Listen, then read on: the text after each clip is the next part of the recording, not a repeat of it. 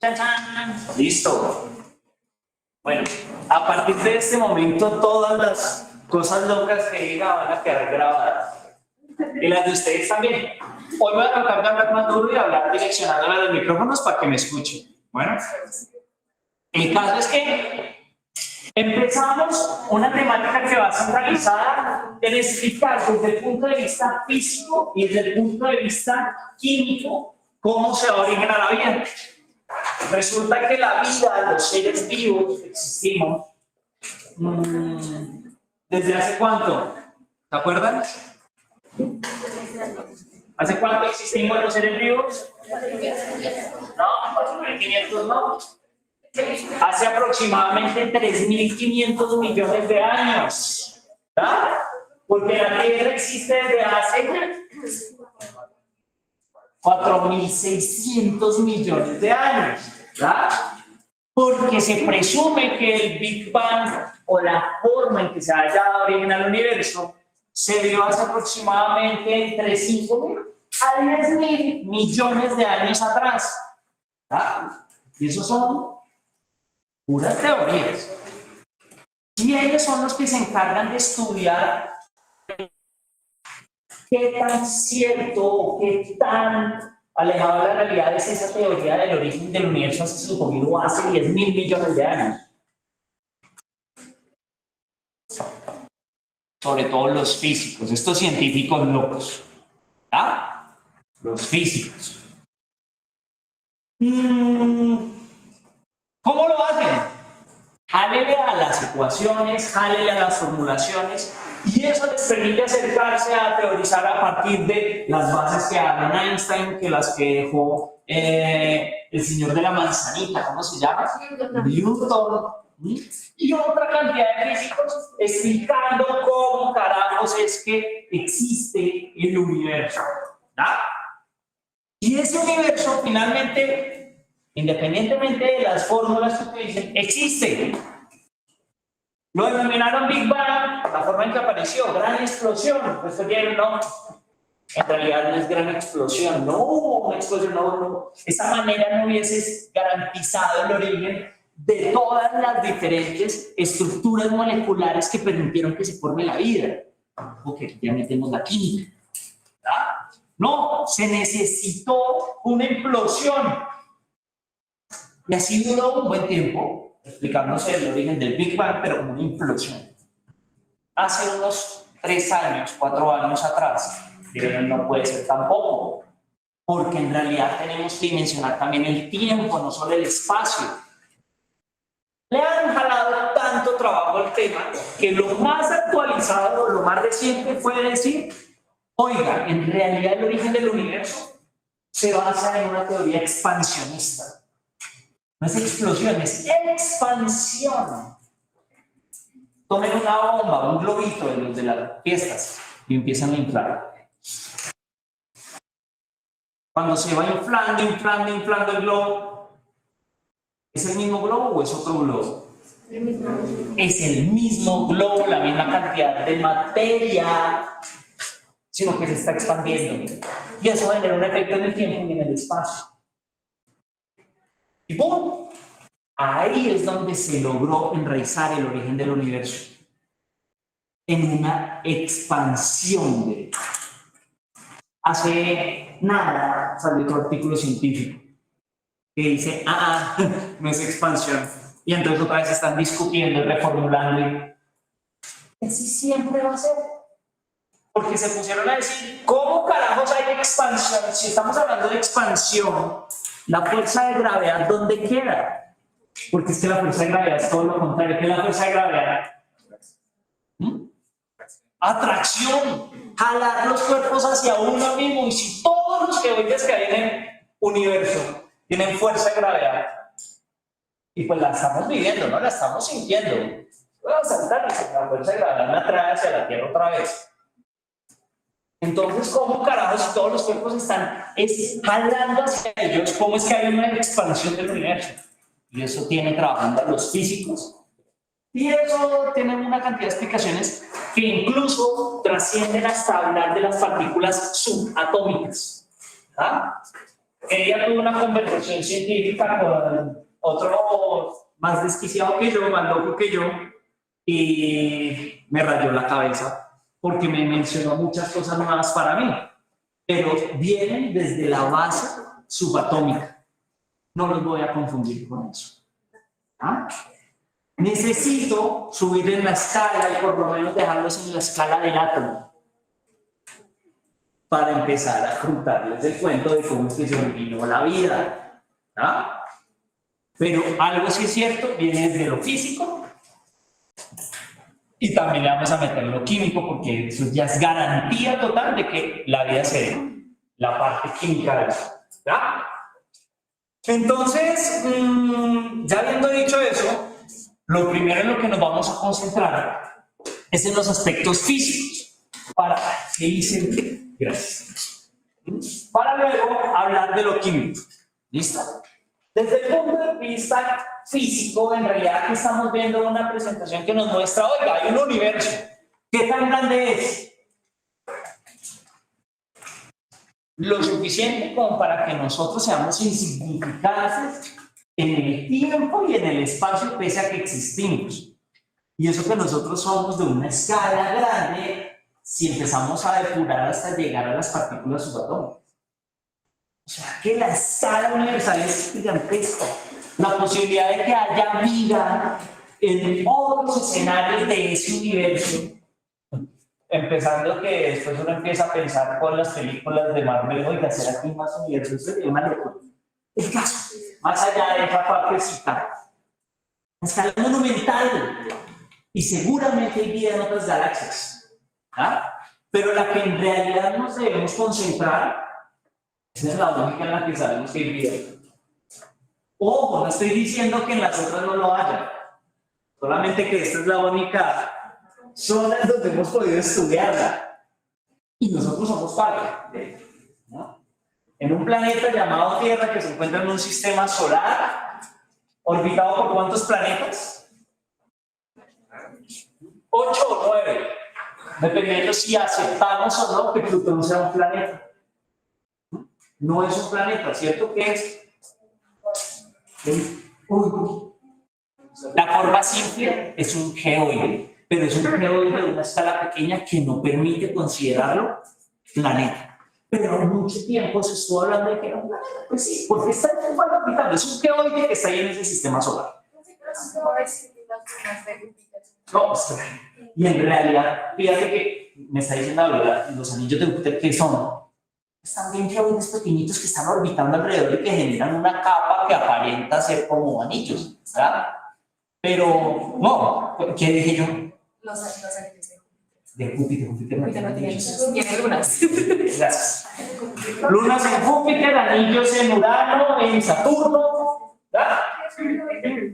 Geoide es esa masa que tiende supuestamente a ser redondita, bella, pero en realidad no es nada redondito, eso es simplemente una serie de relieves instables y tiene una fuerza de gravedad. ¿Ah? Entonces, tenemos también estrellas. El Sol es una estrella, hay muchísimas más, pero el Sol es una estrella de gravedad. Machos. ¿Sí? Gigantísima, que irradia.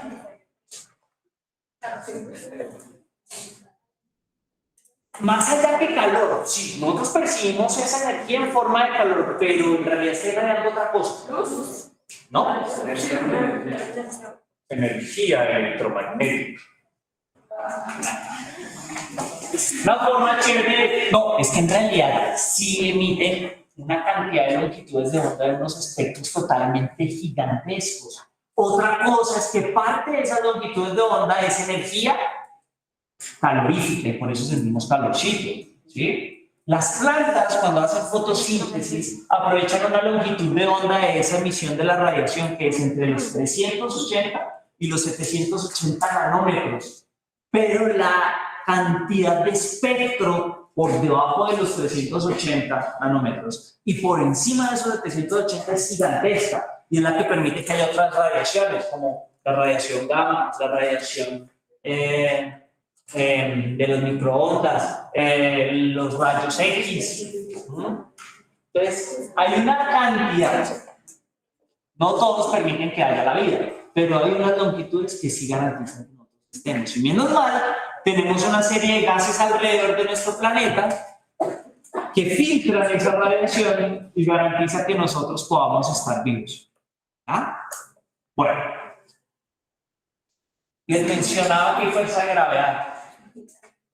Esa fuerza de gravedad es la que permite que estos planetas entren en movimiento. Bueno, de hecho, una fuerza hace que todo el tiempo se estén moviendo. Y tiene una lógica simple. Tiene una lógica simple. Si hay dos fuerzas que se unieron, ¿eso qué termina implicando? Vean esto, voy a utilizar. ¿Me ayudan ustedes dos? Sí, rápido.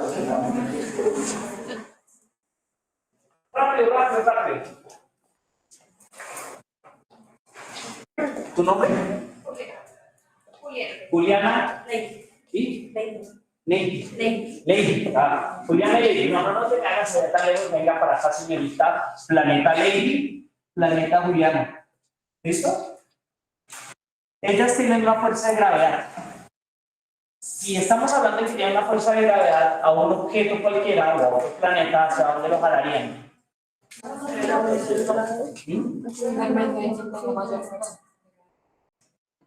Depende de quien tenga mayor fuerza de gravedad.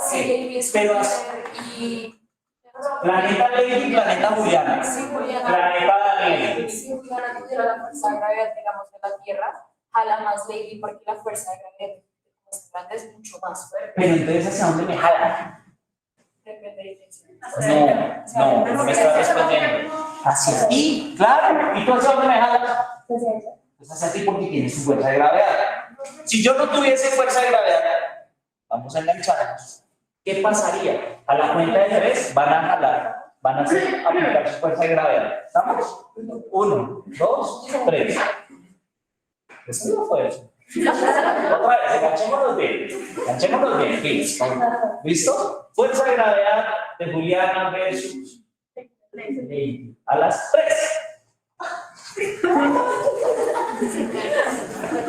Miren cómo ya. Listo, paremos un segundo. Estoy tratando de no hacer fuerza. Ahora Daniel, planeta Daniel, también va a hacer su fuerza de gravedad. A las 3. 1, 2, 3. 3.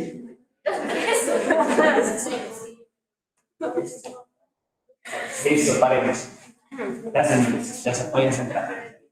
Eso mismo están haciendo los planetas. Jalándose entre sí. Miren lo que pasó. Intenté no hacer fuerza. Es posible porque no me iba de cara. Pero entonces empezaron a moverme hacia esas direcciones. Yo me voy a dejar llevar. No, porque también tengo una fuerza de gravedad, también jalo hacia mí. Y eso genera una serie de choques de fuerzas, lo que permite que entren en órbita desarrollando un movimiento conocido como la traslación. ¿Ah? ¿Y solamente la traslación? También el planeta, en ese mismo movimiento, entra en una inclinación y empieza a orbitar. Se conoce como rotación. Cuando gira en su propio eje está rotando. Y cuando se desplaza alrededor del Sol, se traslada. ¿Por qué gira alrededor del Sol y no de otro planeta? Porque tiene más.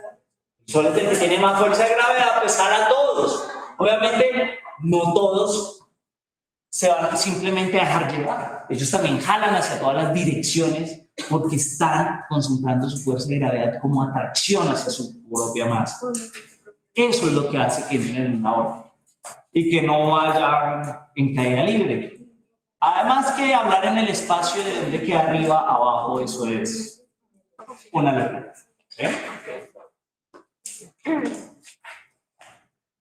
¿Por qué les cuento eso? Porque esos movimientos, rotación y traslación, generaron efectos en el planeta Tierra. ¿Ah? Y ahora, el planeta Tierra no solo se mueve en rotación y rotación, hay otros dos movimientos más. La nutación, que es como si fuese un trompo. Nutación con N. Nutación. Hace como un trompo. ¿Ya? Esa rotación en realidad hace como un trompo. Por eso se llama nutación. Y hay otro que es la cavitación. Hace poco, a las 4:18 de la mañana, vivimos cavitación en furor. Los sismos, las vibraciones del planeta, son así, todo el tiempo.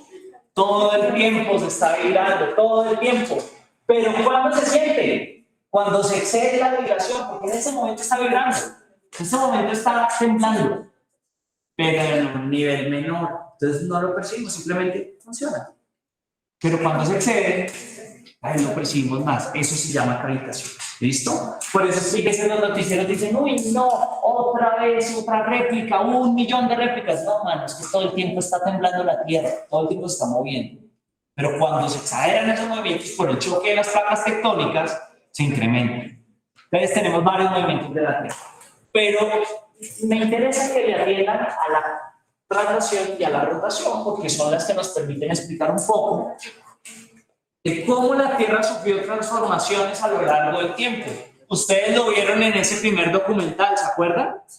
Que el documental explicaba que primero fue una masa incandescente, que luego entonces fue inundada por la cantidad de bombardeo de meteoritos que recibió, y que entonces empezó después a generarse brotes de islas volcánicas que permitieron después que hubieran moléculas en el agua que permitieron la aparición de los primeros seres vivos.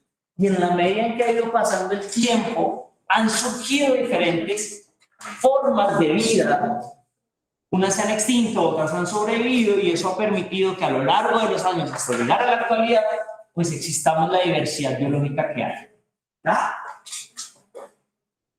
¿Cómo es que apareció la vida y en los demás planetas no? ¿Por qué en los demás planetas no y en este sí? ¿Qué condición? Eso es químico, pero desde lo físico. Es un geoide, gira alrededor del Sol, Pero por explicación. no está ni muy cerca ni muy lejos del Sol, el planeta Tierra. ¿Ah? La Tierra está ni tan cerca del Sol como para que se queme, ni tan lejos del Sol como para que se congele. Marte es muy frío. Venus, en cambio, es caliente. Entonces son inhabitables. O por lo menos para la vida que conocemos en el planeta Tierra. Vaya. ¿Podría mencionarme alguna bacteria extremófila? ¿Podría mencionarme de pronto un tardígrado? Pero hasta ahí. ¿Ya? Entonces, por ahora, por eso es que hablamos que la vida se conoce en el planeta Tierra y esa es la que estudiamos. Que sí, que seguramente hay otras galaxias, otros sistemas solares como este, en donde también hay un planeta con una buena distancia, seguro que sí. Pero, pues no estamos allá para poderlo estudiar. ¿Ven? Entonces, eso es vital para que lo entiendan, porque es que la fuerza de gravedad a la larga garantizó que hubiese una distancia, que hubiese un desplazamiento en términos de traslación y rotación que permita que se dé origen a la vida.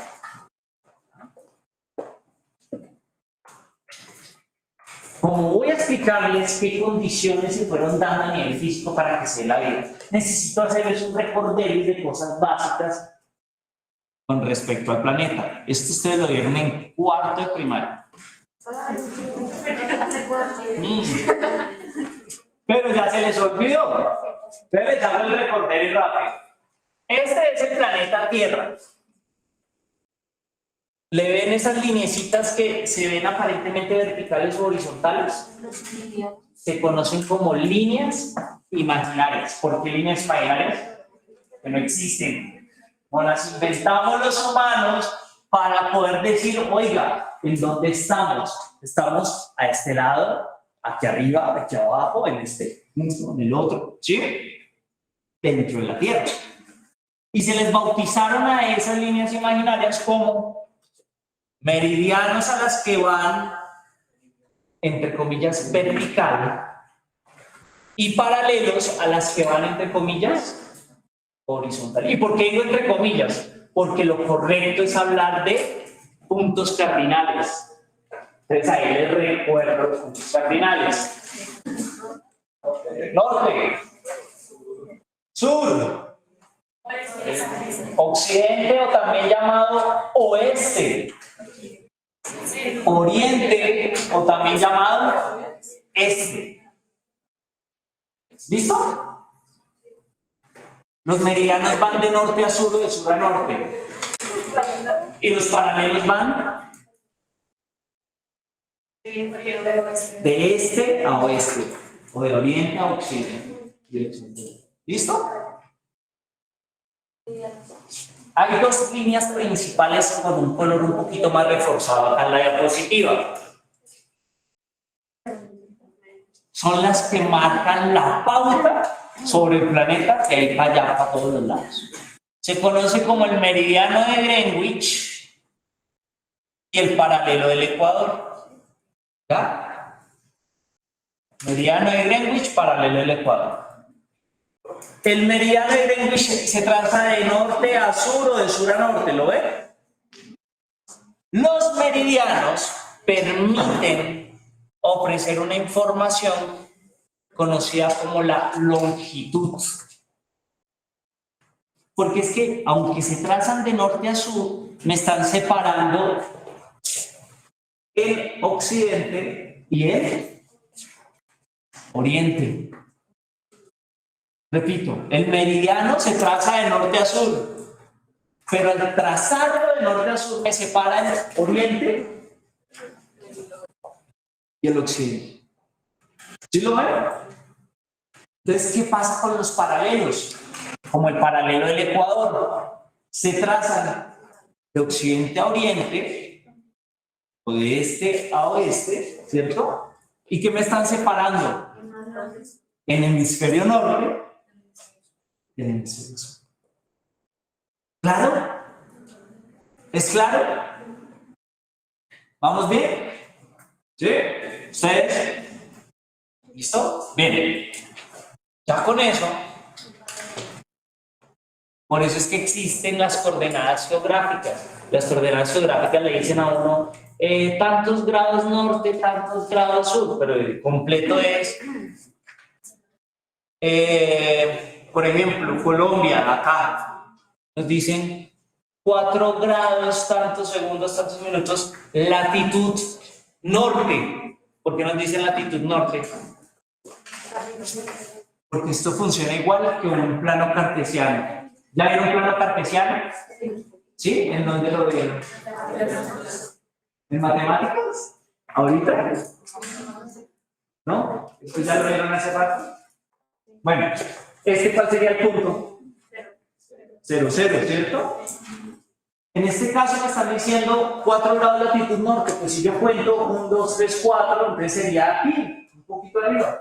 Y me dicen 74 grados longitud oeste. 10, 20, 30, 40, 50, 60, 70 y 4. Acá está Colombia.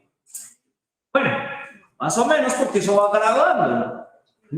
Si subo hasta la Guajira, pues seguramente va a aumentar la cantidad de grados latitud norte. Entonces va a ser como unos 5 o 6 graditos más o menos, porque en realidad es poquito en términos de todo el geoide, de todo el planeta. ¿Ya? Así funciona lo de las coordenadas. Entonces, si yo les digo, díganme qué coordenada es esta, ustedes que me dirían. Latitud sur. ¿Y longitud? Oriente. ¿Sí lo captan?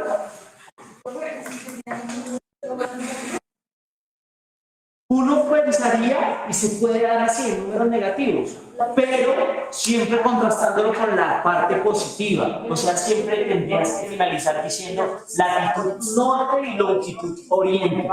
Pero como tú puedes decirte que es sur y que es oriente o que es occidente, entonces no se utilizan los negativos. Se puede, pero también no se puede dependiendo de la información que estés brindando del oriente, occidente, norte, sur. ¿Listo?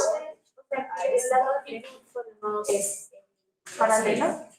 Entonces, la longitud me la permiten dar los meridianos. Pero mira por qué. Porque los meridianos me separan y me permiten decir qué tal al oriente estás o qué tal al occidente. Y los paralelos se trazan de oriente a occidente, pero me permiten separar qué tal al norte o qué tal al sur estás. ¿Ya? Listo. Eso simplemente se los estoy refrescando o recordando o informando por primera vez para que sepan de dónde carajos es que salen esas coordenadas que nos salen en el GPS en el celular. Pero ¿para dónde quiero ir yo? Para explicarles por qué esto da origen a la vida, ¿no? Entonces, no se me vayan perdiendo ese contexto. Hay un error en esta imagen. Esta imagen la traje ahí para explicarles lo que les acabo de decir, pero hay un error, y es que este planeta no tiene algo. Inclinación.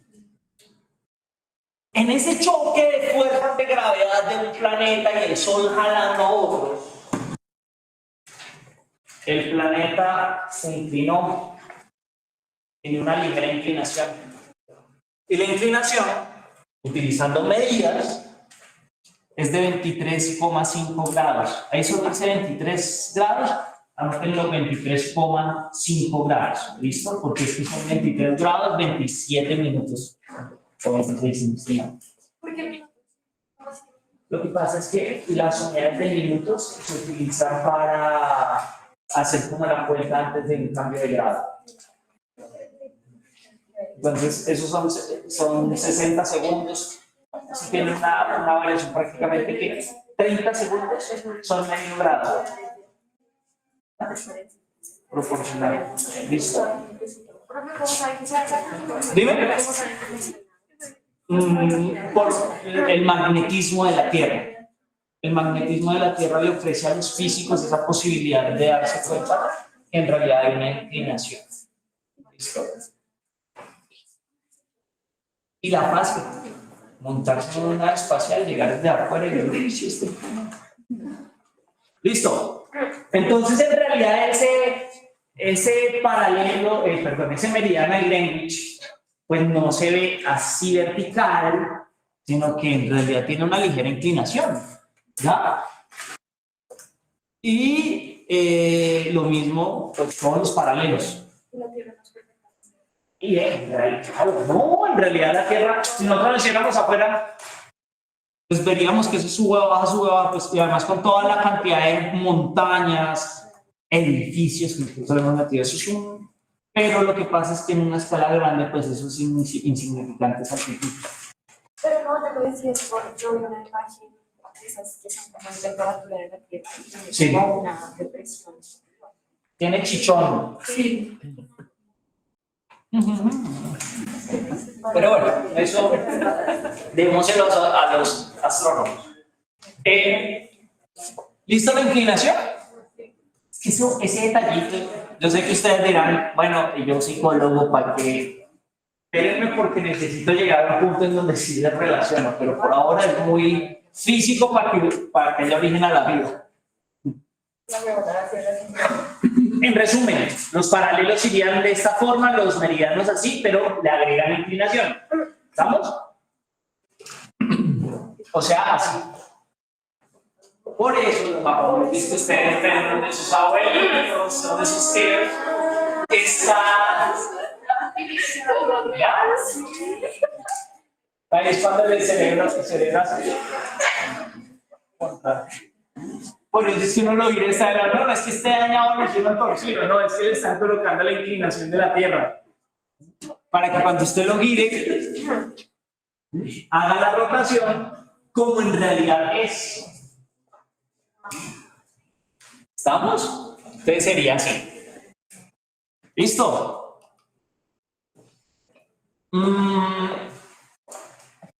Retomando la distancia de la Tierra respecto al Sol. La Tierra no está perfectamente alineada y siempre mantiene la misma distancia con el Sol. Eso cambia en la medida que va girando. Hay veces que se va como muy cerca para el Sol y hay veces que se aleja del Sol. Y por eso la sensación térmica en ciertas épocas del año es más caliente o más fría. Eso no tiene que ver con las estaciones. Simplemente que se aproxima más al Sol o se aleja más al Sol. Ya ahorita les digo cómo sí tienen que ver las estaciones. Ustedes no escucharon la noticia hace poco que dijeron, es que el cambio climático y ahorita esa sensación de frío es porque la Tierra se ha alejado del Sol y todo el mundo entra en pánico. La Tierra se está alejando del Sol.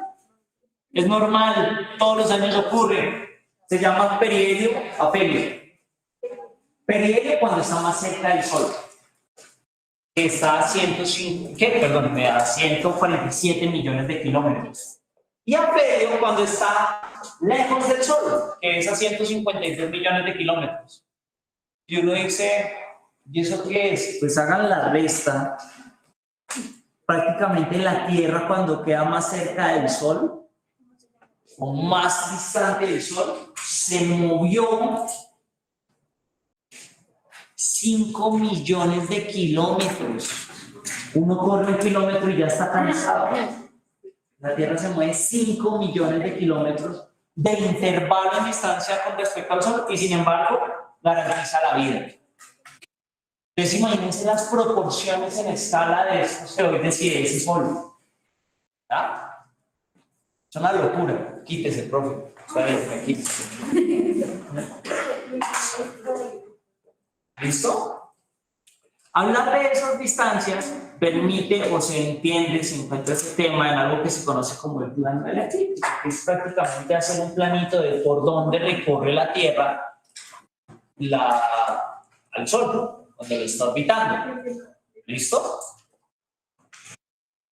Ahora, no se me angustien con copiar los textos de acá, los datos que voy contando. Acuérdense que la presentación yo se las dejo ahí cargadita en el aula.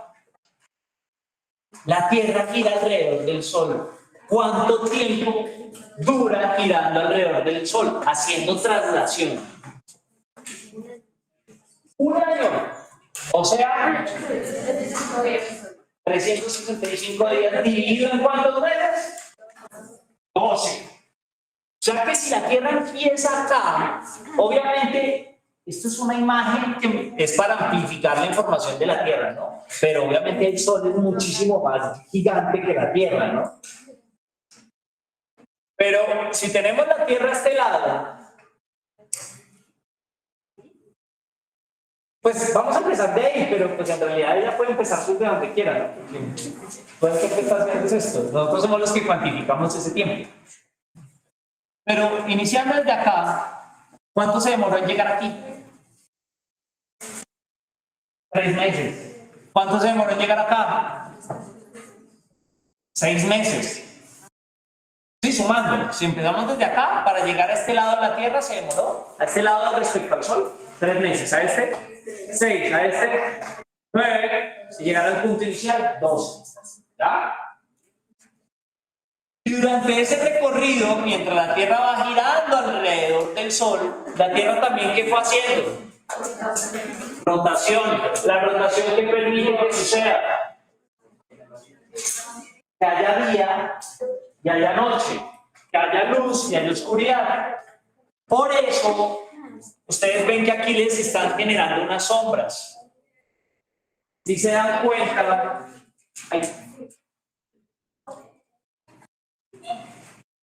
si se dan cuenta, chicos, que acá está oscuro y aquí hay luz. ¿Sí? ¿Sí están viendo el láser ahí? Voy a utilizar este porque así en la presentación también queda señalado. ¿Listo? ¿Por qué en esta mitad hay oscuridad y en esta mitad sí hay luz? Porque el Sol emite radiación. ¿Y hacia dónde emite la radiación? Hacia todo lado, pero la mitad del planeta pues no recibe esa radiación, porque el Sol envía la radiación hacia el planeta, pues llega más o menos hasta la mitad de él, la otra mitad queda a oscuras. ¿Ya? Cuando el planeta se ha trasladado y está de este lado del Sol, pues obviamente por eso es que aquí lo vemos todo iluminadito, pues porque toda la radiación del Sol hacia ese lugar pues se ve iluminada. Lo contrario cuando se encuentra en esta posición, en donde aquí lo vemos todo oscuro, pero porque la otra mitad del planeta que no vemos porque estaría del otro lado del muro, pues está recibiendo radiación. ¿Sí le dan esa lógica? Ya te la palabra. Y a este lado, la mitad que está siendo iluminada, ¿cuál es? Pues la que está de cara al sol porque la otra estaría oscura. Esa percepción de luz y oscuridad, ¿les queda claro? Sí. Listo. Ahí solamente les estoy mostrando la mitad del planeta iluminado o la mitad oscura dependiendo de la posición del sol. ¿Qué hace el planeta? Está girando, ¿cierto? En su propio eje. O sea que este planeta podría estar girando y esta parte que aquí ahorita está iluminada, en 12 horas va a estar oscura, ¿cierto? ¿Sí o no? Aquí, toda esta parte que está de cara al sol va girando, va girando, va girando, va girando, ¿cierto? La rotación la está haciendo siempre hacia qué lado, ¿hacia qué dirección? En términos de izquierda, derecha y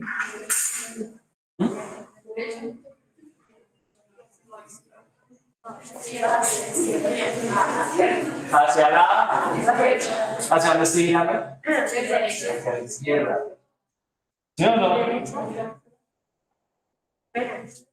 Izquierda, izquierda, ¿sí o no? Listo. Entonces en realidad ese día y la noche, pues 12 horas para que acá Colombia termine este lado y reciba la radiación solar. ¿Sí? Ya les meto el otro pedacito de la historia, por ahora está ahí. Ahora sí, miren. Sí, hay un tiempo perdido y yo me sabía ese dato.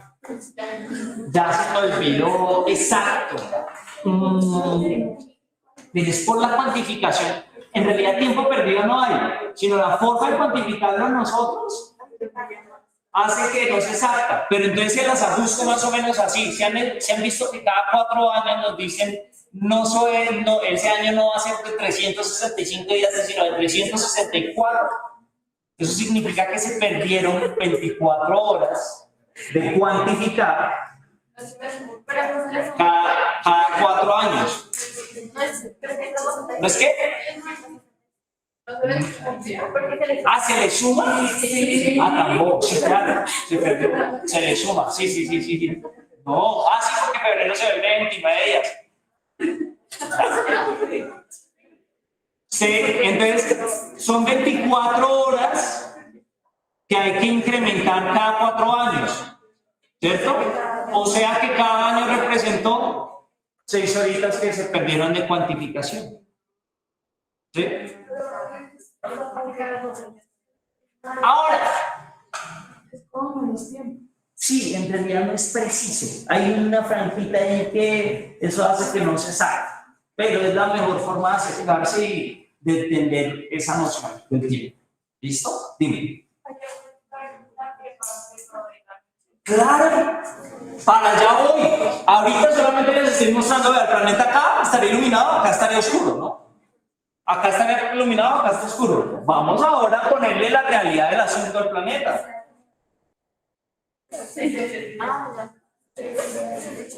Este sería el Sol y este sería el planeta Tierra. ¿Lo ven?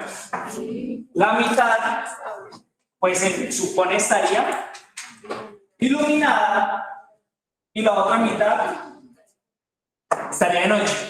Si necesitamos que aquí haya luz, ¿qué tendría que pasarle al planeta? Pues que rote. ¿Y cuánto se demora la rotación? Más o menos 12 horas para estar en todo el furor del esplendor de él. Y en la medida que va rotando, por eso es que nosotros vemos que el Sol, desde la percepción estando desde el planeta, parece que se moviera, ¿no? A uno le dicen el Sol sale por el oriente. No, pues no es que salga por el oriente, es que como el planeta está girando de esta forma, pues lo primero que siempre va a ir encontrando la luz es la zona oriental del planeta. Y en la medida que gira el planeta, pues claro, se va alejando el Sol. ¡Ay, ya no lo veo! ¡Ay, se ocultó el Sol! Es porque le está dando la espalda al planeta. ¿Ya? Esa es la forma en que funciona el día y la noche. Les explico esto porque el día y la noche generan efectos en los seres vivos que estamos en la Tierra. Y más la cantidad de temperatura que alcanzó a adquirir en el momento en que recibió esa radiación. Pero no es proporcionalmente igual en el planeta. Porque si lo viéramos solamente en una línea recta y para toda la mitad del planeta tendría 12 horas y la otra mitad también 12 horas de luz y oscuridad. Y no es así. ¿Se han visto que hay otros sitios en el planeta Tierra donde hay estaciones, donde los días duran más?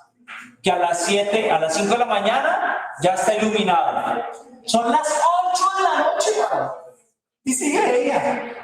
¿Ah? Esos son los días que uno necesita para que le rinda el trabajo.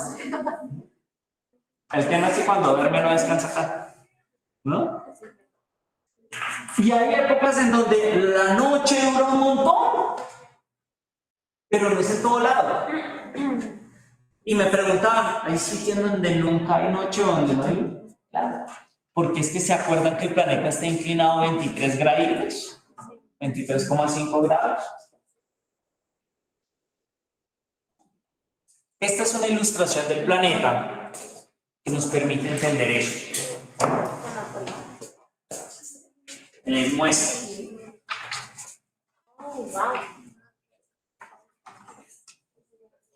Este es el Sol. Si el planeta estuviese de este lado, la radiación, pues obviamente la va a recibir por acá, ¿no es cierto? Todas estas flechas amarillas representan la radiación. ¿Hasta dónde llegarían? Pues, si el planeta fuera perfectamente así, y la cosa, pues, en realidad, la típica, ¿no? Ovalado y achatado las cosas.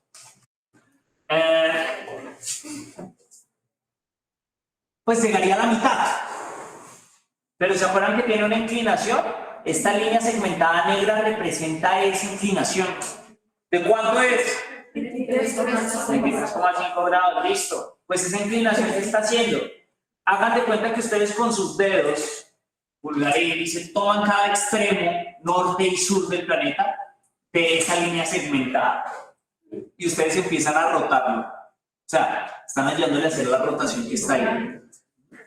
Rotación, rotación, rotación. Pero con esa inclinación, pueden rotar todo lo que quiera el planeta. Rotar, rotar, rotar, rotar, rotar. El polo norte en algún momento deja de ser iluminado. ¿No? 12 horas, otras 12 horas, otras 12 horas, otras 12 horas, otras 12 horas, 12 horas. Y esto sigue recibiendo luz. ¿Sí lo ven? Miren abajo en el sur. Está rotando, pasan las 12 horas, 24 toda la jornada completa, ¿cierto? Todas esas 24 horas de cada día, de cada día, de cada día, de cada día, de cada día, de cada día, de cada día. ¿Y amaneció en algún momento? ¿Se vio el sol? No recibe eso. ¿Qué tendría que pasar para que haya un poco de luz? Que el planeta siga también su otro movimiento. ¿Cuál es el otro movimiento? La traslación. Fíjense en este punto del sur donde no le llega luz. Si está ahora del otro lado del sol, ahora sí va a recibir luz. O sea, se enrolla. Sí, o sea, que tiene que llegar a los dos. Para como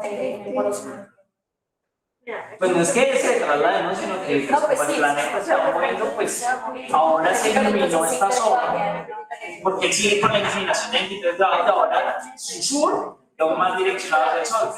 Cuando se hace del otro lado, pues el sur quedó para allá, entonces quedó donde le llega la radiación. Y en el norte, está recibiendo radiación. Cuando pasaron 6 meses y ahora está del otro lado del sol, ahí. Acá, ahora el sur es el que no va a recibir radiación. ¿Ya? Son 6 meses de día y 6 meses de noche. 6 meses de luz, 6 meses de oscuridad. Mira esta imagen. Miren acá, por favor. Miren el norte. ¿Está recibiendo radiación? No, ¿cierto? Por más de que haga rotación, esta zona igual nunca le va a llegar la luz porque no alcanza a llegar a la mitad de la Tierra. ¿Ya? El norte se encuentra, el polo norte se encuentra acá, este pedazo, y el polo sur acá. Entonces, en el momento en que rota todo lo que quiera, aquí siempre va a recibir luz y allá siempre va a recibir oscuridad. Se traslada porque el planeta mientras va rotando va trasladándose, pero se demora más, ¿no? ¿Cuánto dura para llegar a esta posición? 3 meses. ¿Le está llegando ya luz al polo norte? Sí, un poco. Y al sur también. Porque está haciendo la transición. Obviamente no es 6 días menos de sol, oscuridad y de repente ¡pum! Luz. No, es progresivo, ¿no? Porque se va trasladando poquito a poco, poquito a poco.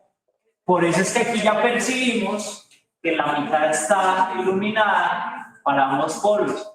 Pero cuando sigue pasando el tiempo y ya se cambian 6 meses en total, miren que ahora el polo norte, si yo le hago los mismos garabatos, entonces acá, ahora el polo norte está recibiendo radiación todo el tiempo en la rotación. Bueno, ahí me escaché un poco en el garabato. Y por acá en el sur, ¿qué está pasando? Por más de que gire, no va a recibir radiación. ¿Ya? ¿Se entiende esa situación? Pasan otros 3 meses. Aquí todo lo vemos oscuro, pero la otra cara del planeta, que está en dirección al Sol, ¿recibe radiación? Otra vez ambos polos están recibiendo algo de luz. ¿Ya?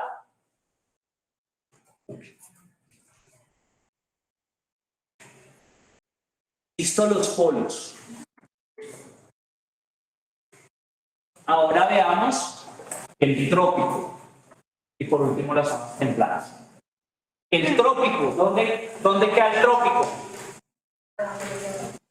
En la mitad del planeta. El paralelo del Ecuador es toda la mitad del planeta y pues obviamente no es solamente esa franja, es un intervalo y ese intervalo se estableció inventando otras líneas imaginarias que se conocen como el trópico de Cáncer y el trópico de Capricornio. ¿Ya? Entonces tenemos esos dos intervalos, por eso se habla de toda esta zona como la zona intertropical. Y vean esto, voy a rayar. Si está recibiendo radiación, la radiación alcanza toda esta zona. Todo esto que está iluminado está recibiendo radiación.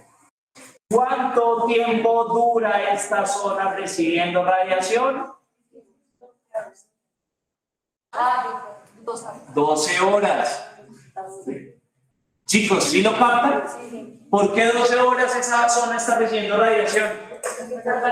Porque el planeta va rotando. Y esta parte son las 9 de la noche, 10, 11, 12 de la noche, 1 de la mañana, 2 de la mañana, 3 de la mañana, 4 de la mañana, 5 de la mañana, 6, 7, 8, 9, 10, 11, 12, que está de cara directa al sol, ¿sí? Y sigue girando hasta que no emplea. Entre los espacios intertropicales, entre el trópico y el Capricornio, ¿cuánto duró el día? Más o menos 12 horas. Un poquito de diferencia, porque no es exacto, pero también 12 horas de oscuridad. ¿No han notado que hay épocas del año en donde a las 5 de la mañana ya está súper clarito y ya a las 6 de la tarde está oscuro como si... Y hay otros momentos del año en donde son las 5 de la mañana y está oscuro, son las 6 de la mañana y sigue oscuro y uno dice, qué pereza. Pero también se demora más en oscurecer. Eso es porque pues, el planeta también se está trasladando. Pero independientemente de la traslación, siempre la zona intertropical, se las voy a garabatear acá, la zona intertropical, ay, perdón. Sí, es que el pulso, embarré ahí como mucho, pero bueno. Entienden que es el pulsillo no más. Entonces acá y acá, pues de todas formas siempre hasta, otra vez, siempre esa zona está recibiendo iluminación y oscuridad en la medida en que va rotando el planeta, ¿cierto? Y en estas zonas acá, cuando se encuentra a los 3 y a los 9 meses, también, porque lo que está aquí de cara al sol, pues recibe luz, y lo que está del otro lado está oscuro. Y aquí lo mismo, todo esto está oscuro, pero no es más sino 2 horitos para que quede en exposición. ¿Tá? Eso con la zona tropical. ¿Estamos? Ahora vamos con la zona templada. ¿Cuáles son las zonas templadas? Lo que está entre la zona polar, entre la línea polar del norte o del sur, ahí. Y lo que está entre cada uno de esos trópicos. Las zonas templadas son las zonas que están más hacia el norte o más hacia el sur, pero no tan al polo. ¿Verdad? ¿Y qué pasa en esas zonas? Son los sitios donde normalmente uno dice que hay estaciones. ¿Ah? Ahí es donde hay estaciones. ¿Y por qué pasa eso? La Tierra está inclinada, ¿no? Miremos el norte, el hemisferio norte, la zona templada del hemisferio norte. En porcentaje, por favor, díganme ustedes, ¿qué porcentaje de la Tierra está iluminado acá y qué porcentaje está en la oscuridad? Como un 25 de oscuridad, 75 de luz. De la Tierra, vean, este pedazo, este segmento. Entre toda la zona templada, el 70% más o menos está iluminado y el otro 30% está en la oscuridad, ¿cierto? ¿Cuánto tiempo se demora este punto que está oscuro en ser iluminado? ¿Harto o poquito? De acá a acá, ¿se demora o no se demora? Poquito. ¿Cuánto tiempo? Fíjate que te lo muestro acá. Zona templada, mira todo lo que está iluminado. ¿Sí o no? Si tú estás acá, ¿cuánto tiempo se demora en rotar el planeta para llegar a donde hay luz? Y durar donde hay luz, va pasando las horas. 5 de la mañana, 6, 7, 8, 9, 10, 11, 12, 1, 2, 3, 4, 5, 6, 7 de la tarde, 8 de la noche, 9, y ahí se oscurece. La noche dura poco, la luz dura mucho tiempo. ¿En dónde? En el norte.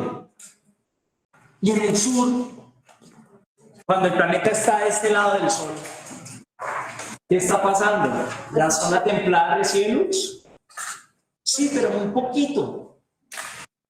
¿Ah? Entonces, en realidad recibe poquita luz y sigue girando, pero todo este tiempo está en oscuridad, oscuridad,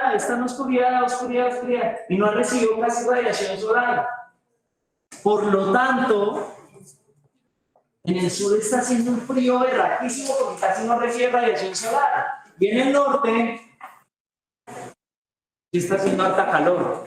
¿Ya? O sea que en el norte están ¿en qué estación? En verano. Y en el sur están en invierno. ¿Es claro? Por eso los veranos tienen unos días tan largos y los inviernos tienen noches tan largas. ¿Ya? Porque la proporción de la radiación solar que llega al planeta es distinto porque el planeta está inclinado a 23 grados. Si yo enderezara el planeta y lo pusiera a girar así, ¿cuánto duraría el día y la noche en cualquier parte del planeta? Las 12 horas que dura la rotación. ¿No? Las 24 duran 12 horas de luz, 12 horas de oscuridad. En todo. En la parte del polo norte, en la parte del polo sur o en cualquier parte del planeta. Pero como tiene inclinación, la radiación llega en distinta proporción.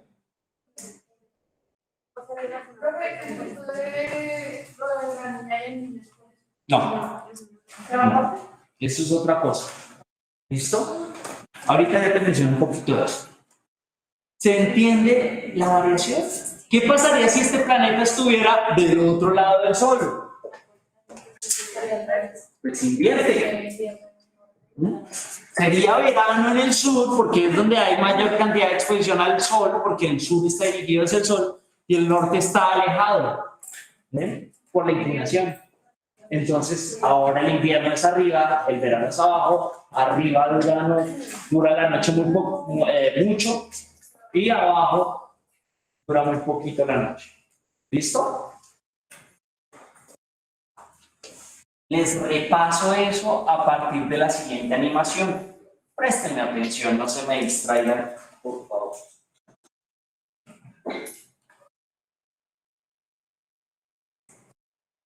¿Por qué están las limitaciones?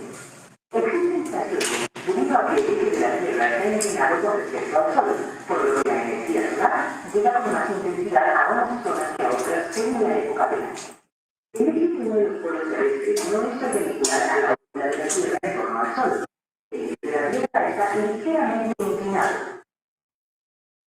Al girar la Tierra alrededor del Sol, los hemisferios sur de la Tierra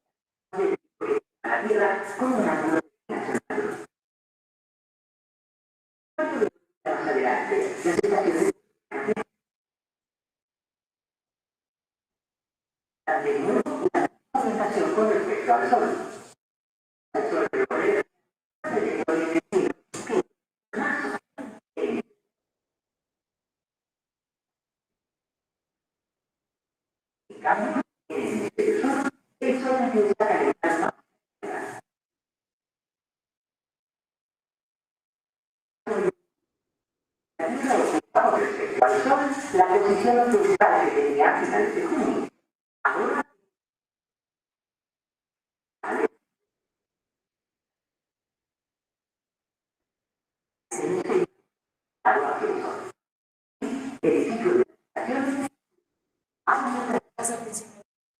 Año tras año. Por eso es que cuando uno va a Buenos Aires en diciembre, está en verano, y queda en el hemisferio sur. Pero allá arriba, en Canadá, están en un frío terrible y es puro invierno, en diciembre. ¿Ah? A mitad de año, en Buenos Aires y en Chile, hay un frío tenaz, porque es invierno en el sur, pero es verano arriba, y por eso Estados Unidos entonces goza de esa época de verano. ¿Ah? ¿Se entiende? Y entonces, ¿eso qué implicaciones tiene? Este es el resumen de lo que más o menos dice ese video, pero a mí me interesa es esto. ¿La diversidad biológica es la misma en cualquier parte del planeta? No. ¿Por qué razón? Porque esas condiciones físicas que hacen que la temperatura cambie, que haya estaciones, que en otro lado como el trópico no vivamos eso de las estaciones. Acá tenemos estaciones. Y ojo, porque uno va a cualquier parte del país y dice, uy, entró el verano. Uy, mire, llegó el invierno. Ojo, en realidad lo correcto es las épocas de sequía y las épocas de lluvia. Y nuestro país tiene 2 épocas, en algunos depende de los municipios, 2 épocas de sequía y 2 épocas de lluvia, o una y una. ¿Listo? Por eso se llama régimen monomodal o bimodal. ¿Ya? ¿Acaso de esa época de lluvia? ¿Qué sucede con el niño y la niña? Es una forma de decir, oiga, esas épocas de lluvia y de sequía a veces se ven un poquito alteradas, porque los vientos, porque también la cantidad de radiación que ha entrado hace que se genere variación en ese efecto climático. Y por eso se habla del fenómeno de la niña o del niño. ¿Listo? Aquí, ¿cómo hacemos si queremos más calorcito? No esperamos a verano, sino que bajamos en la altitud. ¿Sí? Entre más bajamos una montaña, más calor hace. Entre más subimos el relieve montañoso en nuestro país, más frío del carajo. Por eso es que cuando uno sube a Monserrate, aprendes. Y si va a subir cualquier tipo de montaña, siempre entre más suba, más frío va a ser y más vegetación de páramo va a encontrar.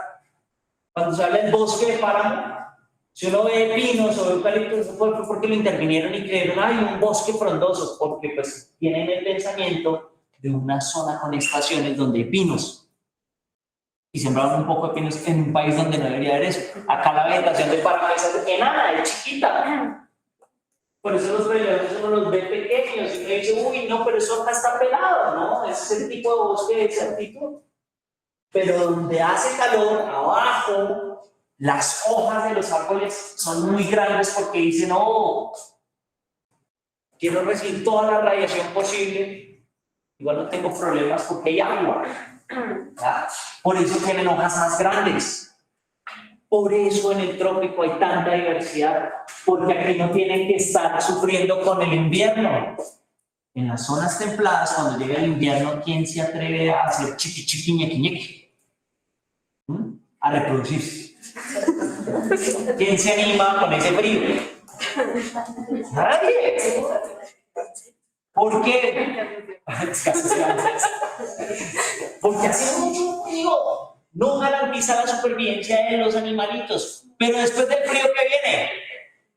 No, la primavera.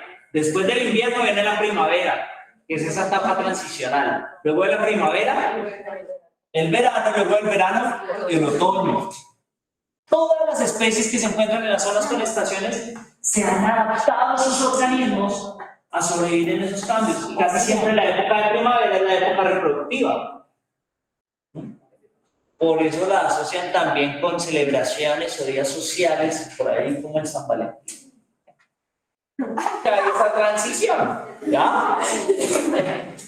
Luego, calculando de esa manera que los bebés nazcan en una época no tan abrupta, tan difícil como el invierno. ¿Ven? Entonces, después del invierno sigue la primavera, época reproductiva. ¿Cierto? Para que nazcan los bebés, ¿en qué época? En el verano, porque las proporciones de longevidad en el desarrollo del embrión en humanos son 9 meses, pero en otros son 3 meses, 2 meses, 4 meses, ¿verdad? O incluso 1 mes, insectos, pero ya no hace tanto frío. Pero todos logran eso. Por eso es que en las zonas tropicales hay más diversidad, hay mayor número de especies, unas distintas. Trasladen un animalito que vive en el trópico y déjenlo allá en donde hay estaciones, a ver si sobrevive. En cambio, trasladen plantas o animales que estén en las zonas templadas y tráigalos al trópico. ¡Qué delicia! Claro, porque acá tienen buena temperatura, lluviecita, solecito, rico. ¿Ven? La adaptación opera de la misma manera, no depende del contexto físico. Es más fácil trasladar organismos de zonas templadas a zonas tropicales y que sobrevivan, a que los que están adaptados al trópico se vayan a una zona templada. Les da durísimo. Hablemos de pingüinos. ¿Se acuerdan los pingüinos que les Mostré al principio que son monógamos, tal. ¿Qué hacen para sobrevivir? Pegarse unos con otros y aguanten el frío. Sus patitas son chiquititas y bien carnosas y con harta grasita para evitar el. Bueno, están adaptados a este terreno.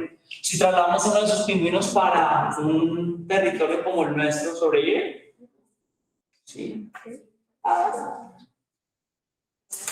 Pero no necesitan estar todos con ese comportamiento de arremetemos. Claro, obviamente ellos tienen un ciclo, un comportamiento ya que se van a empezar a migrar y ay, marica, ¿y aquí para dónde cojo? Claro, pero en términos fisiológicos podrían. Eso quedó grabado. Quedó grabado.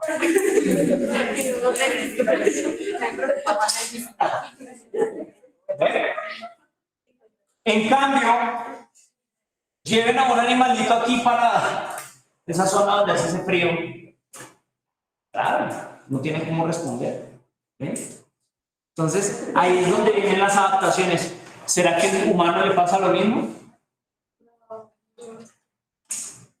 Claro, a nosotros también nos pasa, pero ¿qué tenemos de ventaja respecto al resto?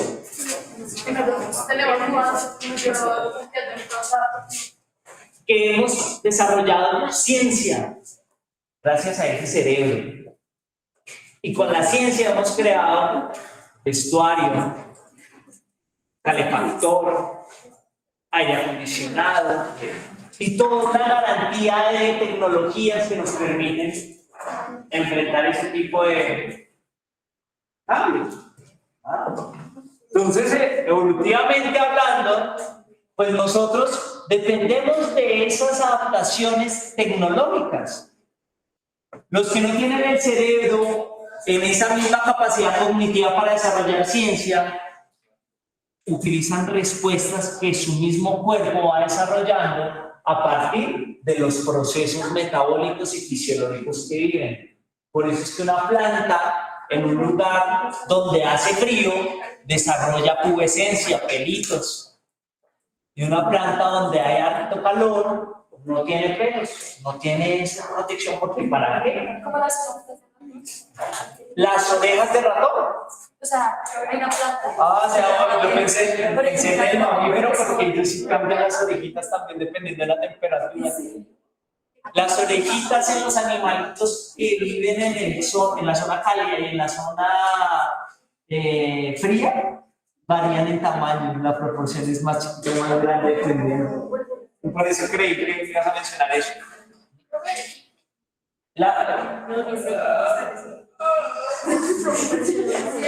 ¿Qué ibas a decir de las plantas oreja de ratón?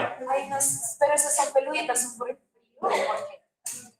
Sí, la pubescencia obviamente ayuda a proteger, ayuda también a evitar que otros bichitos lleguen y se las coman. Hay varias cosas, pero parte de una de sus funciones sí es evitar que se quemen, pero por el hielo. ¿Listo? Dime.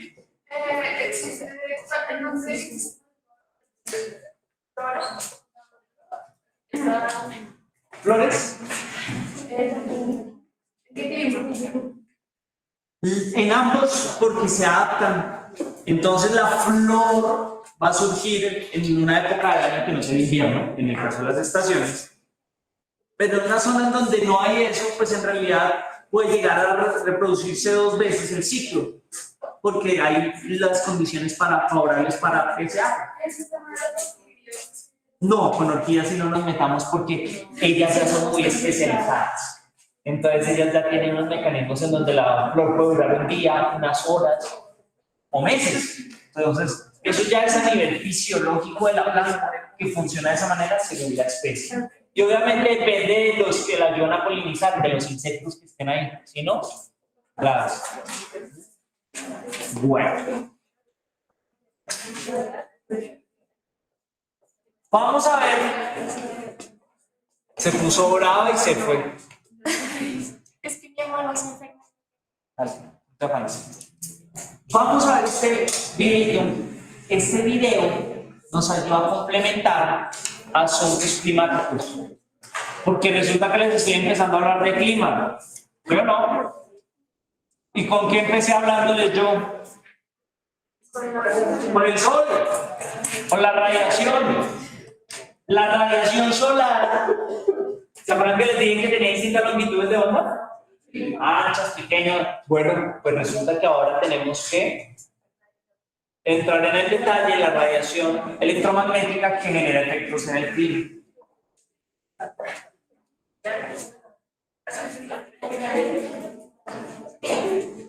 La energía en forma de calor del sol es la máquina que controla nuestro clima. El calor no solo nos trae el clima cálido, también trae los tornados, huracanes, heladas,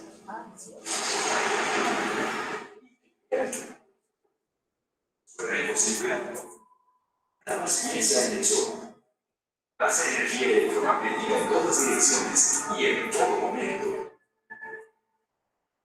Emite ondas de calor que viajan a través del espacio y llegan a la superficie de la Tierra. La Tierra absorbe la energía del Sol y la convierte en calor. Como la Tierra está inclinada, la luz del Sol no llega con la misma intensidad a todos lados. En un momento dado, algunos lugares en la Tierra se calientan más que otros. Esas diferencias son las que conforman el clima. Al calentarse la superficie de la Tierra, se calienta el aire que está encima.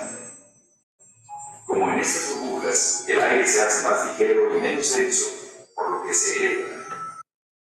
Y el aire fresco toma su lugar. Este movimiento del calor por el aire se llama convección.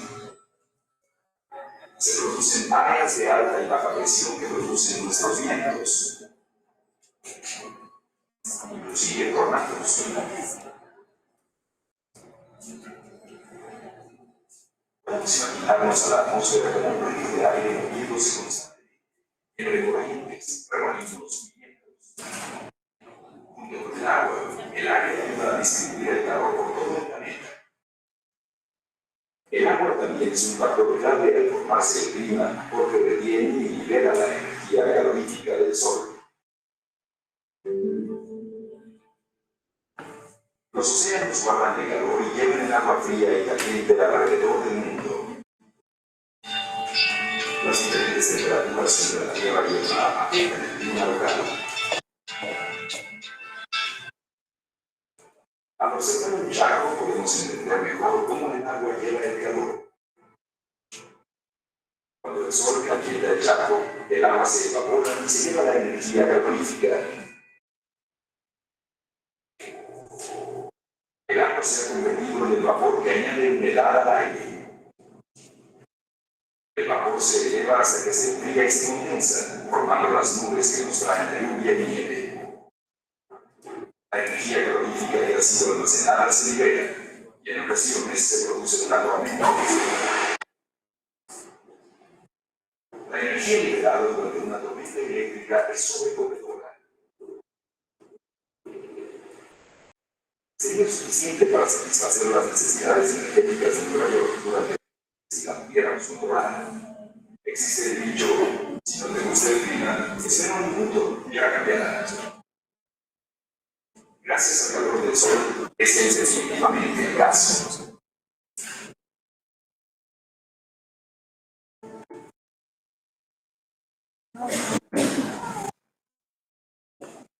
Entonces, viendo ese videoclip, se dan cuenta que el sol tiene implicaciones bastante serias para que exista la vida. De no haber esa estrella, no existiríamos. Porque generó todo. Desde el momento en el que tiene una fuerza de gravedad en la que jala todos esos geoides para que orbiten alrededor, hasta el momento en el que uno de ellos preciso quedó a una distancia acorde para que ni haya exceso ni déficit en la temperatura y se puedan dar todo ese tipo de condiciones que hoy en día denominamos climáticas. ¿Ah? Y que varían según la ubicación en la que estemos dentro del planeta. Si muy hacia el norte, hacia el sur, en el hemisferio en la zona templada o en la zona tropical, y de esa manera generar efectos diferenciales de la temperatura. ¿Qué se puede regular en los organismos? existimos distintos tipos de animales, distintos tipos de plantas, distintos tipos de microorganismos. Todos funcionan de maneras que varían, pero en donde responden a condiciones como la temperatura. ¿Ah? Dentro de esas condiciones hay unos términos que necesito que ustedes rescaten de su cerebro, porque eso está por allá guardado, y es el de que existen organismos que responden de forma ectotérmica y otros de forma endotérmica. También se habla de equilotermo o de homeotermo, o también se habla de sangre fría, sangre caliente. Si nosotros nos cortáramos y estuviéramos botando sangre, la sangre saldría caliente. ¿Ah? Si esta iguana se cortara, la sangre saldría a la temperatura del ambiente. ¿Ah? En cambio, la de nosotros va a salir caliente si está haciendo frío afuera. ¿Por qué? Porque nosotros, los mamíferos, las aves, regulamos la temperatura con nuestro metabolismo y se mantiene estable. ¿Cuándo cambia? Cuando, por ejemplo, nos enfermamos y el cuerpo responde con su sistema inmunitario y eleva la temperatura para matar los microorganismos que están en nuestro cuerpo. Por eso, en época de pandemia, nos dan con un termómetro para ver si estamos por encima de los 38 grados centígrados, porque se supone que siempre debemos estar niveladitos, 36, 37, 35. Si se le bajó la temperatura a 32, se volvió. Tienes hipotermia, estás fregado. ¿Ya? Si se te subió a 40 grados, tus neuronas están colapsando, tú estás convulsionando, probablemente te mueras. ¿Ya? Entonces, por eso tenemos la temperatura homogénea, ahí, equilibradita. No, por encima de los 38 ya tienes fiebre. 39, ahí vas. A los 40 te estás muriendo. Si no es mucho tiempo así, te tienes. ¿Ya? Los alimentos son los que nos dan la energía para poder garantizar esa temperatura. Cada vez que comemos, sea el alimento que sea, incluso el chocolate solamente con el ánimo de hacer una propaganda. No le den chocolate a los perritos, los matan. Chocolate los intoxica. No le den eso. Bueno, pero hablando del consumo, todo lo que nosotros entra en nuestro cuerpo se procesa, se metaboliza, se adquiere, se aprovecha. Ellos también comen, pero no pueden empezar a aprovechar esa energía que da el alimento hasta que el sol no los caliente. Nosotros, nuestra maquinaria empieza porque por sí solo tenemos energía que ayuda a producir más energía, se llama adenosín trifosfato, ATP. Ellos no tienen esa vaina, sí la producen también, pero no la tienen lista para que tan pronto llegue el alimento lo hagan. Necesitan un reactivo, alguien que les ayude a reaccionar. ¿Qué? La energía en forma de calor proporcionada por la radiación solar. ¿Dime? No, por eso no es que coman menos, sino que comen en un tiempo diferente. Nosotros desayunamos, almorzamos, comemos todos los días. Los reptiles comen todo lo que puedan una sola vez y así duran un mes. Tragan entero, de hecho. Y se quedan ya con todo eso en su organismo y cada vez que recién reacciona ahí van aprovechando poco a poco. Respuestas adaptativas diferentes en todo este proceso evolutivo.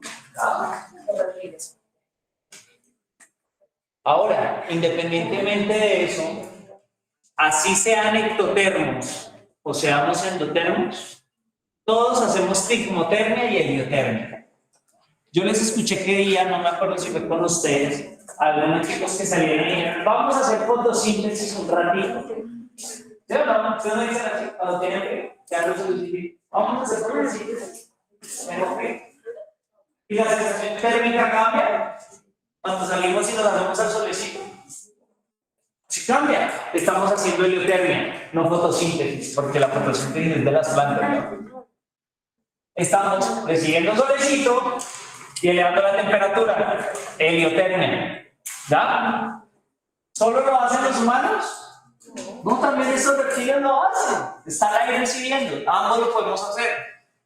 Obviamente es la sensación térmica, ¿ya? Porque por dentro está equilibradito la temperatura. Y eso es cuando lo recibimos la energía calorífica por medio del aire, pero cuando el medio no es el aire, sino una materia o un sustrato, como el pocillo, cuando lo tomas, o cuando toman café o chocolate caliente, que uno coloca las manos y dice, qué frío está haciendo. Pero ustedes están aprovechando esa energía térmica que está ahí. Y eso se llama pigmotermia. Sea con algo caliente o sea porque les colocaron un hierro en la mano. También eso es pérdida de calor. ¿Cómo? Por pigmotermia. ¿Estamos? Pigmotermia, cuando la conducción de esa energía calorífica es porque tocas una superficie. ¿Ya? Por ejemplo, ese tablete está frío. ¿Sí? Pero si ustedes tocan algo caliente, pues sienten ese calor, eso es pigmotermia. Más allá de la sensación, es la conducción de esa energía. Y cuando la conducción se hace por el aire y ustedes simplemente están debajo del sol haciendo, ay, qué rico, está caliente, eso es heliotermia. Y tanto ectotermos como endotermos lo hacemos. Por eso esta serpiente, ahí ustedes la ven. ¿Y qué está haciendo? ¿Heliotermia o pigmotermia? Ambas. Ambas. Está recibiendo radiación solar directamente en su cuerpo y se hizo en una losa de cemento justo donde está caliente, no en la zona. Está haciendo las dos cosas, pigmotermia y heliotermia. ¿Ya? Dime. Pero en la casa de un restaurante y se sientan afuera y tienen esos como calentadores. También. Stigma. Eso es serio porque en realidad tú estás recibiendo eso a través del aire. Para ti, pues, tienes que estarlo tocando. Estar tocando el calentador y quemándote la mano. ¿Listo? ¿Entendido? ¿Listo? No solo la temperatura, también hay otras condiciones físicas que generan efectos en los seres vivos. ¿Qué pasa si nosotros estamos en un medio lleno de sales? ¿O qué pasa si tocamos una sustancia ácida o una sustancia alcalina? Esas son condiciones físicas. ¿Ah? ¿Han visto las personas que han sido quemadas por ácidos? Por ácidos. Nuestro cuerpo no tolera esos niveles de acidez.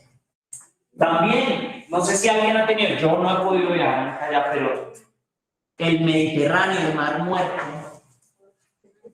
es supremamente salado. Y si uno se mete en esta vaina, no puede durar mucho tiempo ahí. De hecho, hasta la densidad de carne, ¿no? Como que se siente en una babasa, ¿no? Pues, no he estado, pero me lo imagino y sí, por la cantidad de sal, nuestro cuerpo no tolera tanta sal.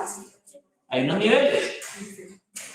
Hay organismos que son muy tolerantes a ciertas cosas y otros que son malísimos para tolerar. ¿Eso qué es? Su adaptación es diferente. Y dependiendo de si es amplia su adaptación o reducida su adaptación, es eudi o es estéril. Y ya es un tipo que dice acá, típico, hábil, alino o térmico, depende de la situación. Entonces, nos explico. Hablemos de temperatura. Euditérmico, amplio rango de adaptación ¿a qué? A la temperatura. Si hablo de estenotérmico, entonces ¿qué es? Estrecho rango de adaptación ¿a qué? ¿A qué? A la temperatura. Los camellos tienen amplio o estrecho rango de adaptación a la temperatura. ¿Por qué amplio? ¿Por qué los camellos tienen amplio rango de adaptación a la temperatura? Son euditérmicos.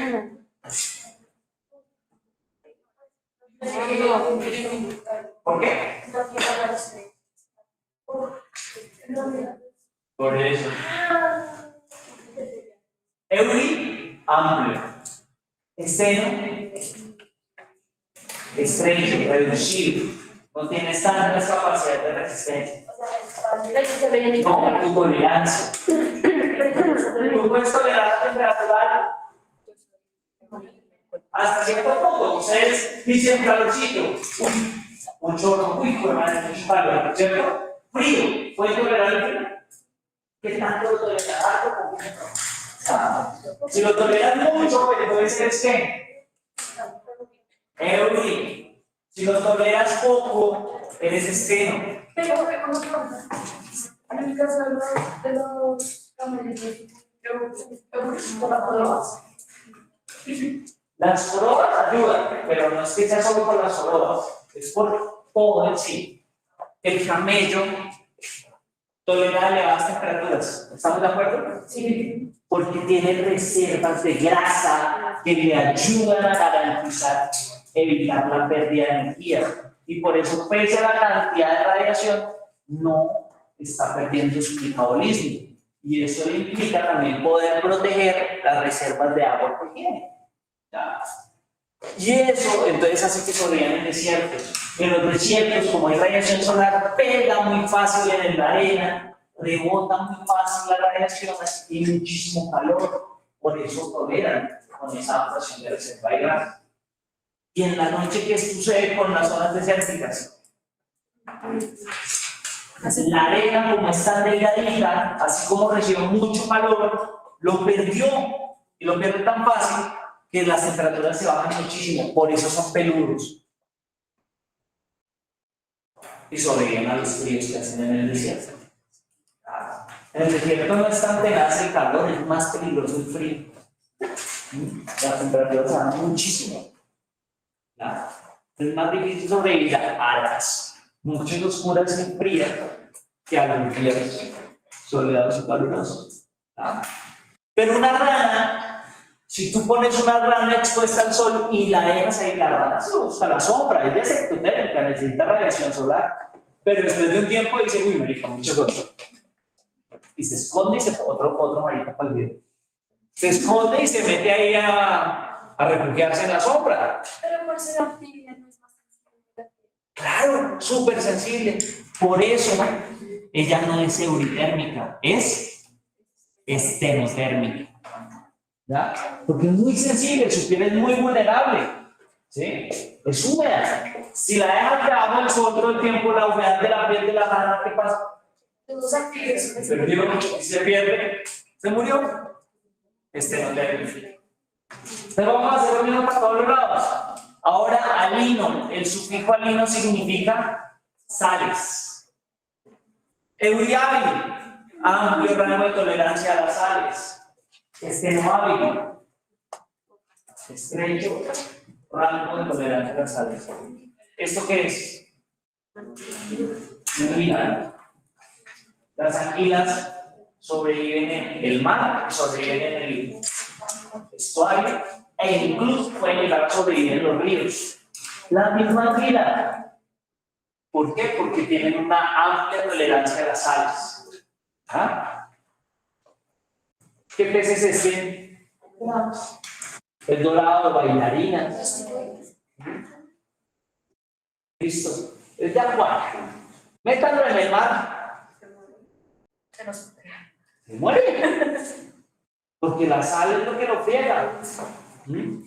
Es más, incluso cambiar el tipo de agua también lo mata, porque son supremamente estrechos en esa capacidad de resistencia al cambio de sales. Si no las tenemos en cuenta, se mueren. ¿Ah? Pero hay unos términos que sirven en general para todo, no solo para hablar de temperatura o no solo para hablar de sales, sino en general.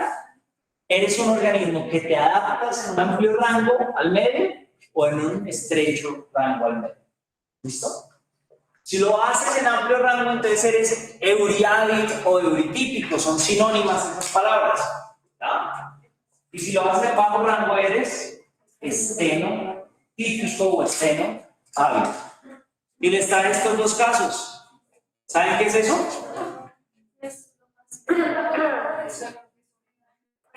¿Qué?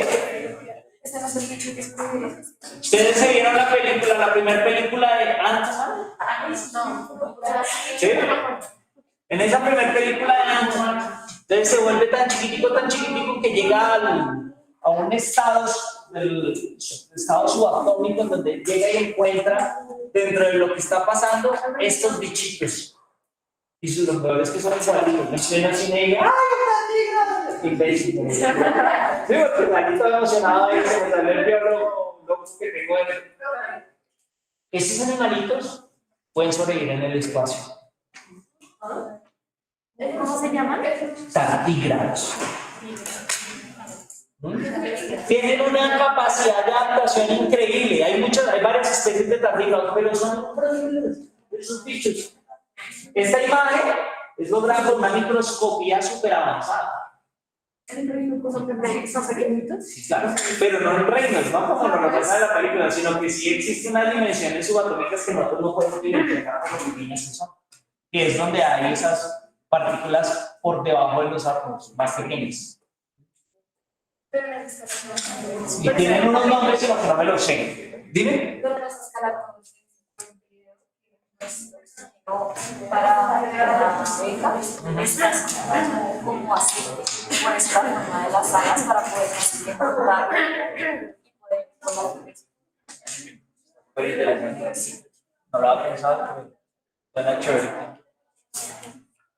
Entonces ellos se adaptan a todo. Cambio una vaquita depende del ser humano. Es un animal que ha sido, por selección artificial, pues ha ido cambiando con el tiempo, al igual con los perros. Y sus razas no todas son tan fuertes. De hecho, todas dependen. O sea, frenas una vaquita y si le quitas la cría, ella también se muere. ¿Por qué? Produce leche, necesita que alguien la ordeñe, si no le dan una mastitis. Ellas se comen de todo. Si tú le colocas un buñuelo, se come un buñuelo. ¿En serio? Si ustedes le colocan una manzana, se traga la manzana. De todo. Coloquen un pedazo de carne de su cría. Se la comen. Y uno dice que son herbívoras. Se pueden tragar plantas que las matan. Hay una planta que se llama cenizo y hay otro tipo de planta. Un pasto, pero de otra especie. Distintas especies de pasto. ¿Tragan la que no es? Está bien. Ah, sí, sí, cierto. Pero creo que se llama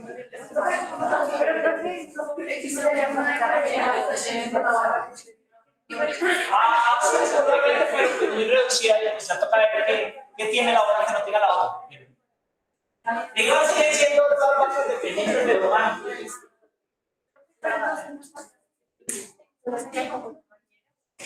No, mañana no es omnívoro. Comen todo, Pero eso es más por la misma selección artificial y ella simplemente como que se lo tragan, no saben si les sirve o no les sirve. Las buenas.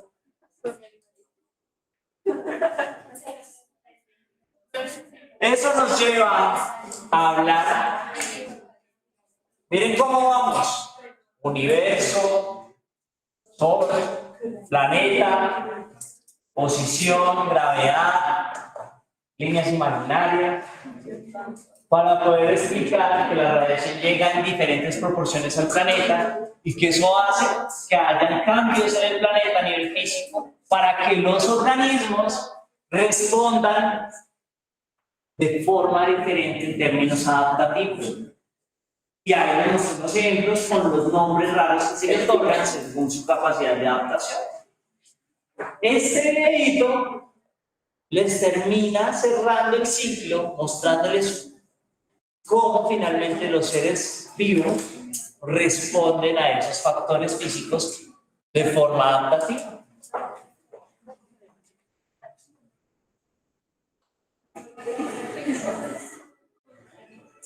Igual que los seres humanos, los animales en el interior de gran país fueron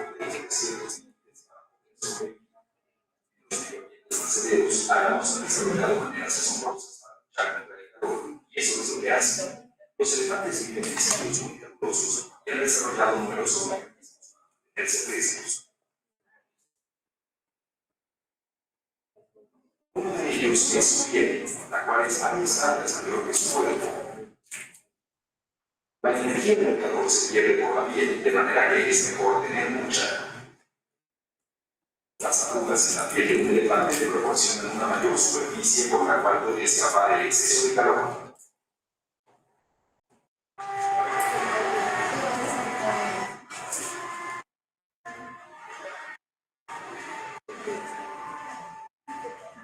Mientras juegan, estos elefantes se refrescan en el agua lodosa. Cuando salen de las charcas, el lodo se acumula en los pliegues y mantiene la humedad cerca de la piel. Esta humedad se evapora poco a poco y regresa al elefante, igual que a nosotros nos regresa la transpiración cuando se evapora.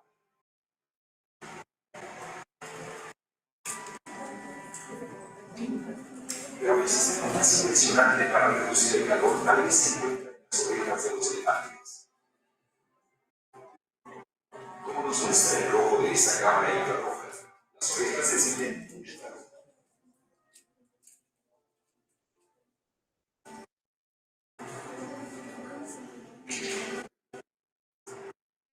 Cuando hace mucho calor, los vasos capilares en las orejas se abren y dejan que la sangre se enfríe al pasar por la piel, que no es más gruesa que el papel.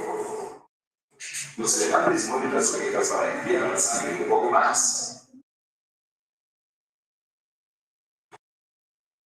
La sangre de un elefante, 360 litros aproximadamente, puede pasar por sus orejas en 20 minutos.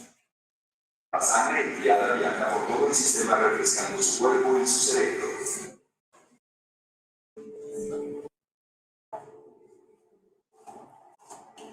En el sitio más frío de la Tierra, las pocas criaturas que pueden sobrevivir enfrentan el problema opuesto. Quieren conservar el calor. En la Antártida, la temperatura relativa pasa del punto de congelación. Pero de alguna manera los pingüinos en verano se mantienen calientes. Para empezar, se mantienen juntos. Cuando el viento sopla brutalmente, se agrupan en grandes grupos y por turnos se van en medio. Al estar protegidos por los otros, reducen la pérdida de calor casi a la mitad. Las plumas de los pingüinos están muy húmedas y superpuestas, son impermeables y se controlan individualmente. Cuando baja la temperatura, el pingüino levanta las plumas para atrapar la capa de aire aislante.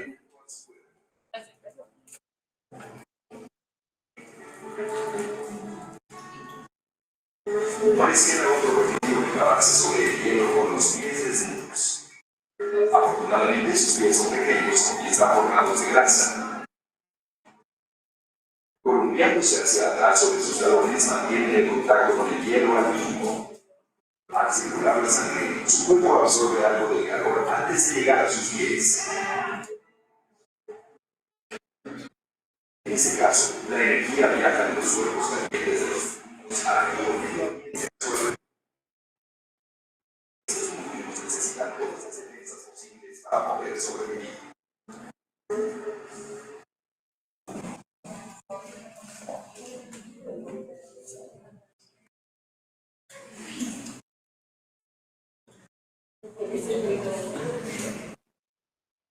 Bien, entonces vemos que todo esto que estuvimos hablando en este momento implica que los organismos nos hemos adaptado a esas condiciones climáticas. Hemos respondido a las variaciones y pues obviamente garantizó ese tipo de estructura inicial que hubiese habido.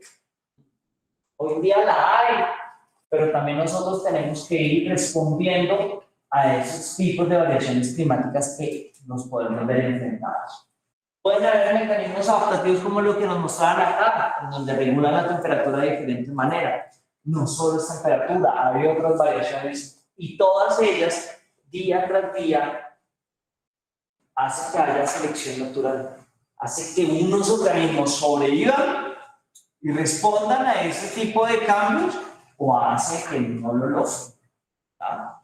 Y ese tipo de situaciones son las que implican que haya reproducción que varíe a lo largo del tiempo, que desarrolle un tipo de fenotipos de acuerdo con la heredabilidad de esa información genética y a lo largo del tiempo perduren ciertas especies y otras desaparezcan porque no lograron adaptarse sus organismos representantes a ese tipo de situaciones.